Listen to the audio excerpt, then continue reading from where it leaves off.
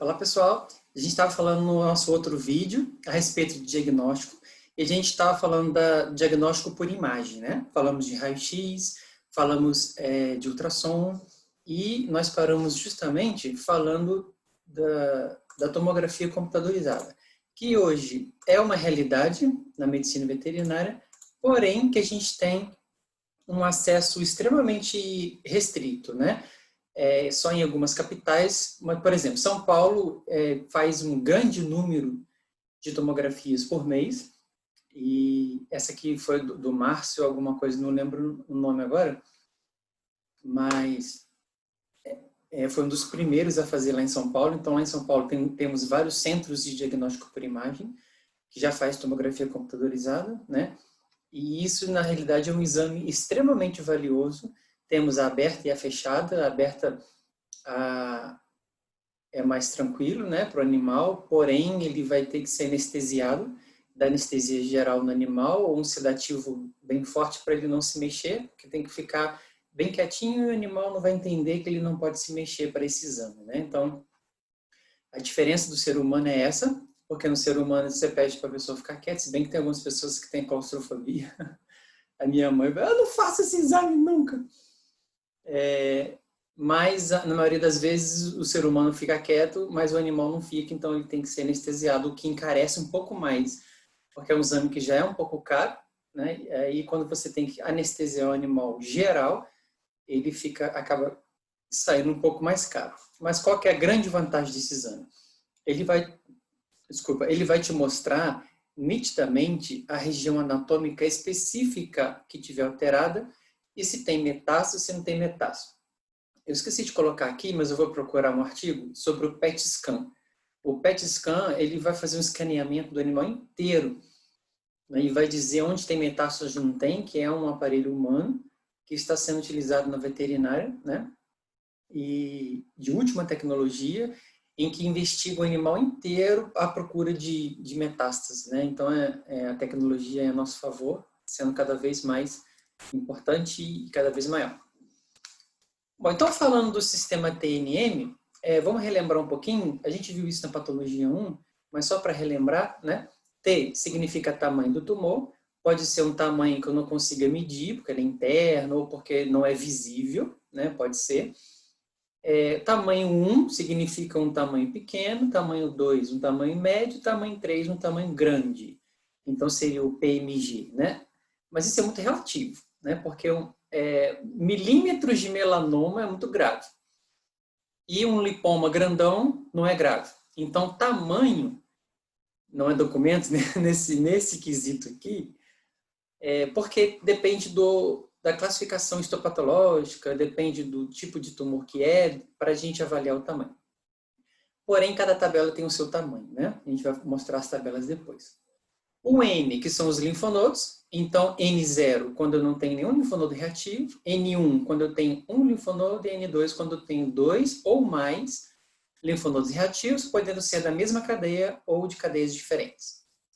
E o M, que significa metástase, né? Então, M0 significa ausência de metástase, M1 significa metástase em um local, e MX ou M2 significa metástase em vários locais. Então, com o sistema TNM, a gente observa que é uma classificação clínica. Então, eu estou olhando para aquele tumor e estou vendo o tamanho dele. Eu estou olhando para aquele tumor e estou vendo se ele tem linfonodo ou não. Eu estou olhando para esse tumor e estou vendo se tem metástase, que aqui, né, pode entrar a avaliação radiográfica ou ultrassonográfica, mas é um exame clínico que a gente está olhando, então, a parte de avaliação clínica. Então, quando eu não tenho como avaliar, eu coloco um X, né, que é não avaliado, e aí eu preciso de outros métodos, porque na minha avaliação clínica não é possível eu detectar isso. Então, eu preciso de outros métodos que não são invasivos, como raio-x e ultrassom, a tomografia, para determinar isso, porque na avaliação clínica não foi possível determinar. E aqui, só dando um exemplo, eu vou pegar o TNM para esse tumor e vou classificar, né, de acordo com os critérios de cada neoplasia. Então, essa aqui é uma tabela para câncer de esôfago. Então, eu tenho aqui o T0, sem evidência, o carcinoma in situ, o T1, o tumor invade a lâmina própria, aqui microscopicamente falando, né? Eu estou falando que é clínico, né? Eu falo microscópio, porque esse aqui é microscópio. No caso do linfonodo, se ele tem linfonodo ou não, e metástase, se ele tem ou não. Na classificação de câncer gástrico, então aqui também o tamanho, ele vai avaliar a parte que foi invadida, se ele atingiu mucosa ou submucosa, se ele atingiu a serose ou se ele atingiu outros tecidos ao redor. A mesma coisa, linfonodos e metástase, e aí eu vou ter uma classificação em estágios, né? Então, a primeira importância do TNM, avaliação clínica do paciente. A segunda e mais importante importância do TNM está aqui, ó. Com o sistema TNM classificado, eu vou jogar na tabela e vou achar o estágio clínico desse animal. Aqui está errado, tá? É estágio 1. Estágio 1, estágio 2, estágio 3, estágio 4. Então, se eu tiver um T1, N1, M0, eu vou ter estágio 1 e assim sucessivamente. Então, qual a importância do TNM? Além de avaliar clinicamente, eu vou ter um estágio clínico. 1, leve, 2, moderado, 3, um pouquinho mais grave e 4, grave. Certo? Então, isso aqui é muito importante para a gente determinar o quê? O tratamento e o prognóstico associado ao diagnóstico laboratorial. Aqui é uma outra tabela que é do melanoma, para você ver que tamanho, às vezes, é documento, né? Então, tamanho, no caso do melanoma, o T1, que é um tamanho bem pequenininho, menor que 1 milímetro, e o T4, 4 milímetros. Então, a gente vê aqui que pequeníssimas variações em milímetros do tumor pode indicar a gravidade desse tumor, certo? Bom, no caso, então, de fazer uma biópsia com o objetivo de avaliação histopatológica, eu tenho que coletar um fragmento. Se esse animal morreu, eu vou coletar na necrópsia, não tem mistério nenhum. Eu vou só cortar a parte de transição entre a lesão e o tecido saudável, né? Ou tirar, dependendo do tamanho, a massa inteira e mandar para a histopatologia. Agora, se o animal estiver vivo, aí tem que tomar muito cuidado, porque a biópsia, ela retira um fragmento, retira um pedaço. Então, a primeira coisa que a gente tem que lembrar é do bem-estar animal, né? Pode sentir dor. Então, a gente, normalmente, a biópsia ela pode ser excisional ou incisional. Quando ela é excisional, a gente tira um nódulo inteiro e faz a sutura depois. Então, normalmente, a excisional é quando o tumor é um pouquinho maior e eu posso fazer cirurgicamente essa retirada. Aí vai para anestesia, vai para o centro cirúrgico e eu faço a biópsia excisional, porque ele é um tumor pequeno. E aí eu mando para a histopatologia a retirada. O que muitos veterinários fazem? Retira o tumor todo, e aí, como tirou o tumor todo, joga o tumor fora, porque acha que aquilo ali já resolveu. E se for um tumor maligno? Porque tamanho às vezes engana. Se for um melanoma, por exemplo, né? Se você tirar ele todo, pode ser que já tenha metástase. Tirou ele todo, jogou fora, aparece em outro canto. Então, a biópsia excisional, ela pode ser para tratamento, sim, mas tem que mandar para o histopatológico para ver se ele não é maligno, né, e grave. E a incisional? A incisional é quando eu tiro um pedaço do tumor pegando tecido saudável também. A área de transição entre o tecido saudável e o tecido lesado, né? Então, do lado esquerdo aqui que vocês estão vendo, ó, aqui é uma biópsia incisional. Eu vou incidir uma parte do tumor e vou incidir uma área saudável, né? Onde eu vou ter, então, uma área de transição entre a área saudável e a área do tumor. Eu vou retirar, então, um fragmento desse tumor. A incisional, ela é mais utilizada quando o tumor é maior, quando não dá para tirar tudo, e aí eu posso fazer também no consultório, através de uma sedação do animal e com a aplicação de anestesia local nesse tumor. Aí eu posso fazer, certo? E quando eu for tirar, então, esse tumor, no caso de biópsias, a gente não faz a margem de segurança, porque a gente não sabe o que é. Né? Eu vou comentar mais para frente sobre isso. Então, quando eu vou fazer uma biópsia excisional, eu tenho que ter o cuidado de tirar a massa inteira. Mas vocês estão vendo que está bem rente aqui? Então, ele está bem rente aqui, eu vou tirar o tecido saudável junto com o tecido tumoral e vou enviar. Isso é uma biópsia incisional. Não existe margem de segurança, que a gente diz, né, que é no caso de neoplasias, onde você já sabe o que é, uma neoplasia maligna, uma neoplasia com chance de metástase, aí eu tenho que tirar uma área ampla. Essa área ampla, que normalmente varia de 3 centímetros ou mais, é chamado de margem de segurança.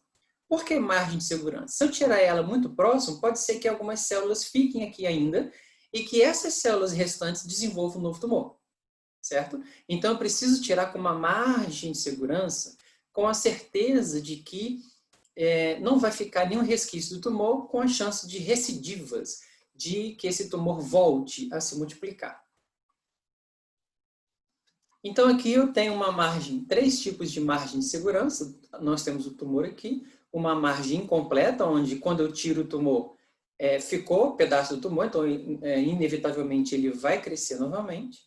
Isso aqui é feito só para diagnóstico, tá? Às vezes o tumor é muito grande e, como está desenhado aqui, ele é enraizado, infiltrativo. Não dá para tirar tudo, então eu tiro só uma parte do tumor, a grande parte dele, com o objetivo de diagnóstico. Isso pode ser feito, né? Principalmente nos tumores infiltrativos, nos tumores grandes, onde eu não consigo retirar tudo, eu só quero saber o que é. Então, eu vou fazer o diagnóstico histopatológico. Aqui, ampla margem ou completa. Então, esses casos onde eu uso ampla margem, geralmente não é para biópsia, geralmente é para tratamento cirúrgico. Eu já sei o que é, porque eu já fiz uma biópsia incisional, e aí eu sei que ele é maligno, eu sei que ele é metastático, eu sei que ele é muito grave. O que eu vou fazer? Uma margem ampla, tanto nas laterais quanto na profundidade, respeitando os limites para cada caso.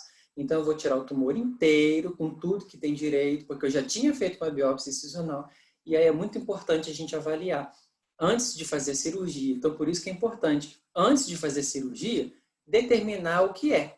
Porque aí eu vou ter uma margem de segurança estreita ou uma margem de segurança ampla. Como é que eu vou dar uma margem de segurança estreita ou ampla se eu não sei o que é?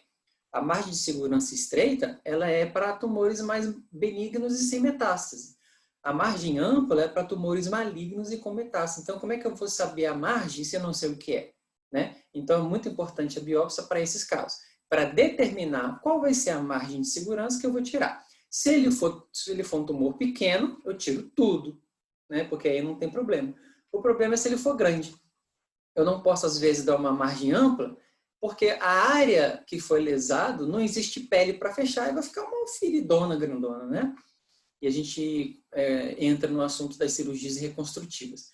Então, a gente tem que tomar só cuidado com isso. Bom, um método muito bom para tumores pequenininhos, ou até tumores grandes, mas que eu quero fazer uma biópsia incisional, no caso de biópsia excisional, posso fazer também, mas ele tem que ser muito pequenininho, é a utilização do punch. O punch é esse instrumento aqui em forma de agulha cortante, né?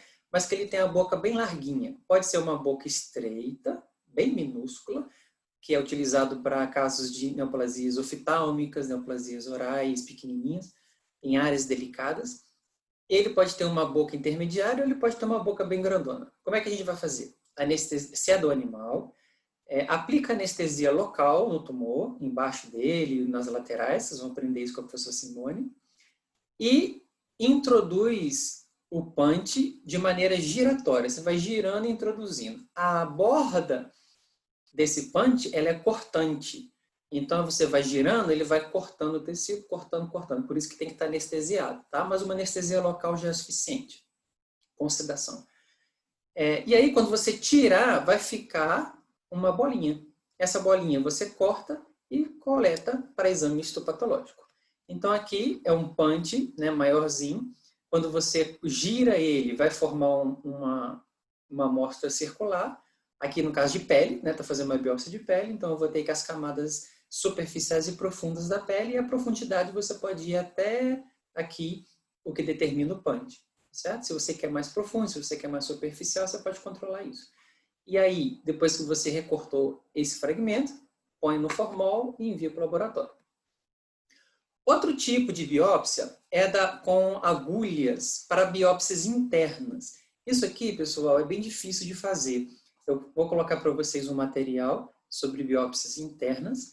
Quando eu quero fazer biópsias internas de órgãos internos, por exemplo, de fígado, de rim, biópsia de intestino, né? Eu vou utilizar uma agulha dessa, tá? Ela tem a boquinha assim, e aí ela tem uma área vazia. Quando eu introduzo e corto, o fragmento vem dentro da minha agulha. Então, a gente tem que só ter um cuidado, porque ela tem que ser guiada por ultrassom. Como é que eu vou espetar o fígado? Eu sei a região anatômica dele, mas vai que tem uma artéria no meio, vai que tem um tecido que não é o fígado no meio, então eu preciso fazer sempre guiado por ultrassom.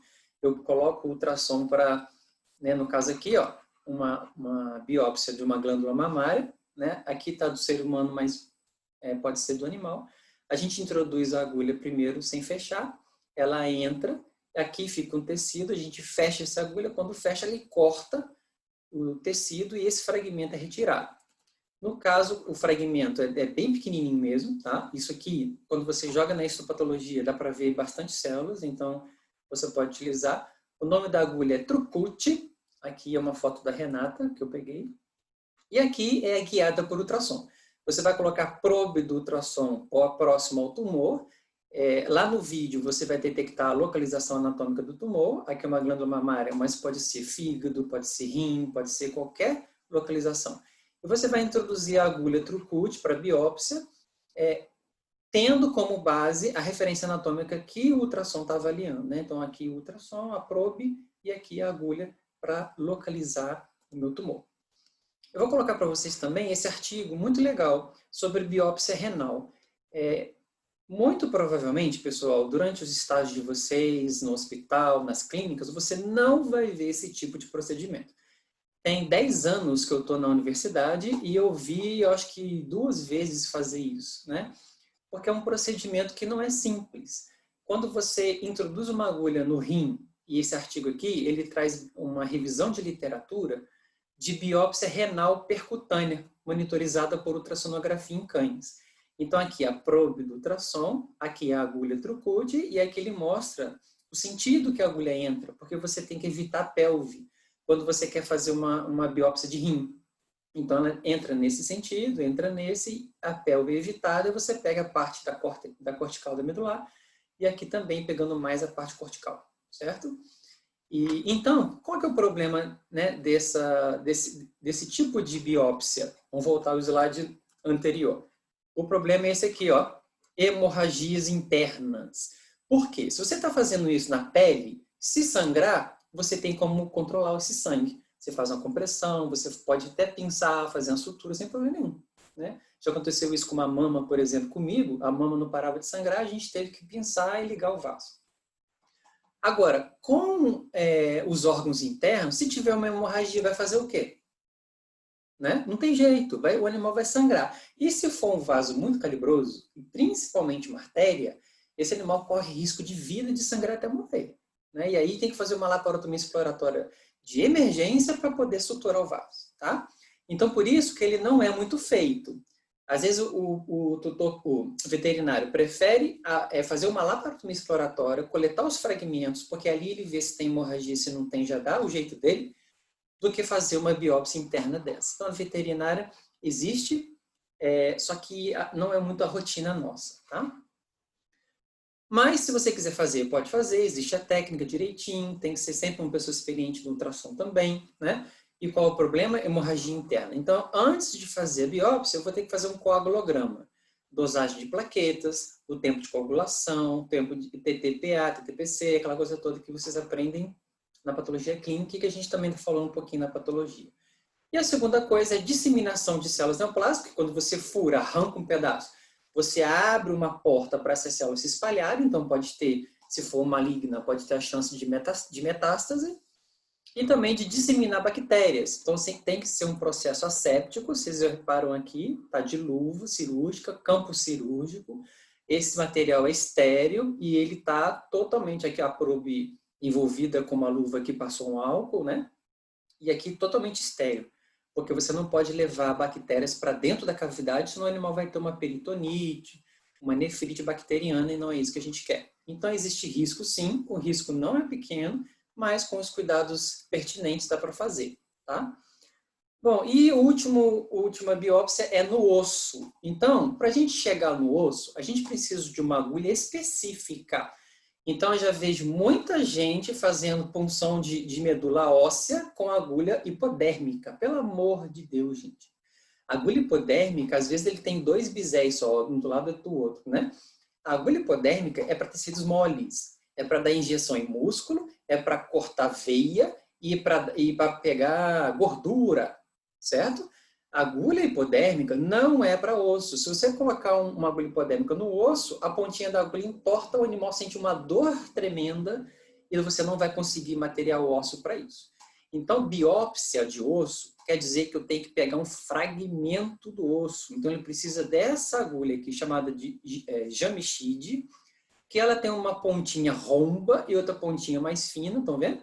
Então, são 2 agulhas em uma só. Aqui separou. Esse aqui é só um catéter para você desentupir, né, para tirar o fragmento. E é o mesmo processo daquela outra, só que o corte do bisel dela é arredondado, o corte dele é para osso, né? Porque a gente sabe que existe uma camada cortical que precisa ser, que é osso maciço, que precisa ser quebrada, e existe uma outra mais fininha que é para coletar a amostra depois que passou o osso cortical mais grosso, tá bom? Então a gente precisa de agulhas de biópsia óssea, específicas para isso. Aí a gente tem que fazer uma diferenciação. É biópsia de osso ou é punção de osso? Então, no caso de punção de osso, aqui tem um esquemazinho, né? Esse é o material do Texa que eu vou colocar para vocês também. No caso de punção de medula óssea, é diferente de biópsia. Aqui tem um artigo que eu vou mostrar para vocês do Daniel Miller, que ele traz as técnicas e sítios de coleta de medula óssea em cães e gatos. E é muito interessante, uma revisão de literatura que eu vou colocar para vocês. Então, ele traz que a agulha que ele utilizou é Stace e a diferença de biópsia óssea para punção óssea. A biópsia óssea, você vai tirar um fragmento desse osso. Então, serve para as neoplasias ósseas, cartilaginosas e de medula, tá?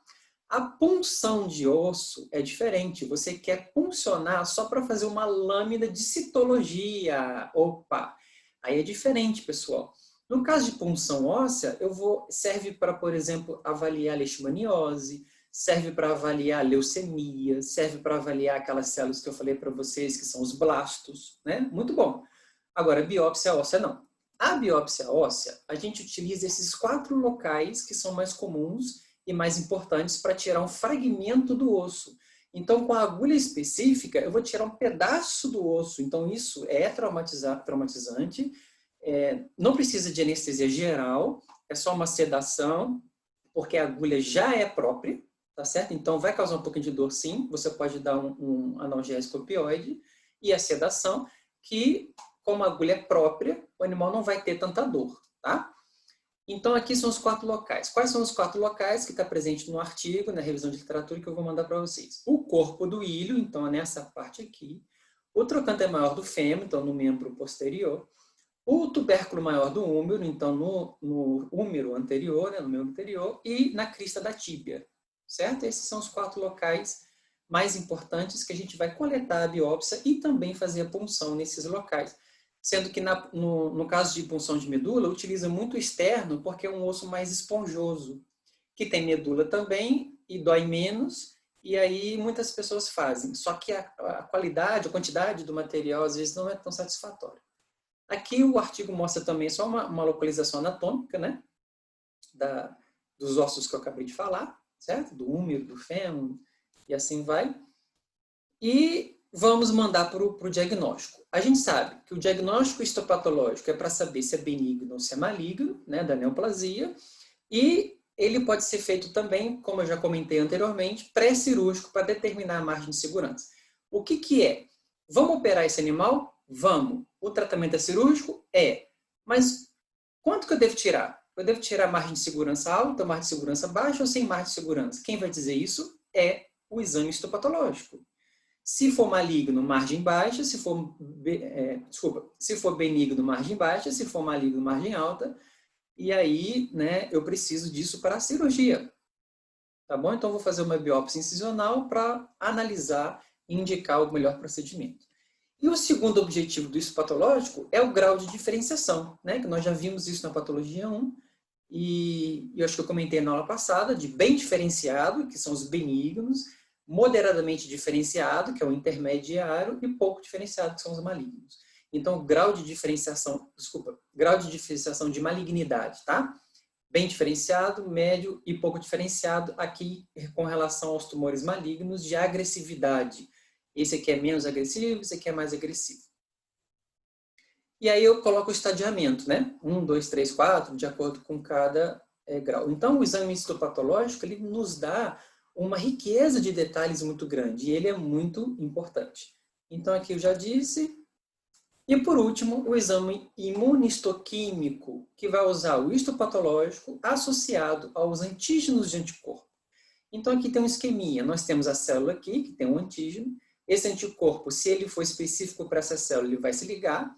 Depois nós temos um anti-anticorpo, né, que vai se ligar a ele e vai produzir uma reação através da substância reveladora e vai dar uma cor que é acastanhada. Então, qual é a diferença da imunistoquímica? É para aquelas neoplasias malignas indiferenciadas. O que significa isso? Ela é tão maligna, tão maligna, tão maligna, que causou alterações microscópicas nas células tão graves que eu não consegui identificar a origem dela. Isso é uma neoplasia indiferenciada, tá? Que isso já falei nos outros vídeos. Então, ela é tão maligna, alterou tanto que eu não sei o que é. Ou então para diferenciar, por exemplo, linfócito B de linfócito T, porque não dá para diferenciar na lâmina o B do T. Então eu faço imunistoquímica para saber se é B ou se é T. Mas a maioria das vezes é utilizado para neoplasias tão malignas que as células estão tão alteradas que não dá para saber o que é. Aí eu utilizo um anticorpo específico. Então, por exemplo, se for um linfoma, eu utilizo um anticorpo para linfoma. Se for um macrófago, anticorpo para macrófago. Se for uma célula epitelial, anticorpo para célula epitelial. Se for mesenquimal também. E aí, qual se ligar, eu jogo todas, qual se ligar dá, né, o diagnóstico definitivo. E aqui, o exame microscópico das células positivas. Então, aqui tem uma coloração específica e aqui a marcação da imunistoquímica. Como é que ela fica? Uma coloração acastanhada. Então, todas essas células que estão acastanhadas, quer dizer que o anticorpo marcou. Tá? Desculpa, não é tudo junto não, viu, gente? Estou viajando aqui. A gente faz uma marcação para cada... mas pode ser duas juntas ou separadas. Então, se marcou positivamente, eu tenho aqui, então, a marcação do anticorpo específico e ele vai se ligar, então, tem que ser separado, porque ele vai ligar especificamente àquele tipo de anticorpo. Então, se eu usei um anticorpo para a célula epitelial e deu positivo, então eu sei que é um tumor de origem epitelial e assim sucessivamente, tá certo? Vamos evitar, na hora de coletar a amostra, se o tumor é muito grande, vamos evitar o meio, porque o meio geralmente está necrosado. E vamos evitar também a superfície, porque a superfície geralmente é uma área reacional inflamatória. Então, aqui as células estão muito inflamadas e no meio necrosado. Então, a gente tem que pegar o intermédio, certo?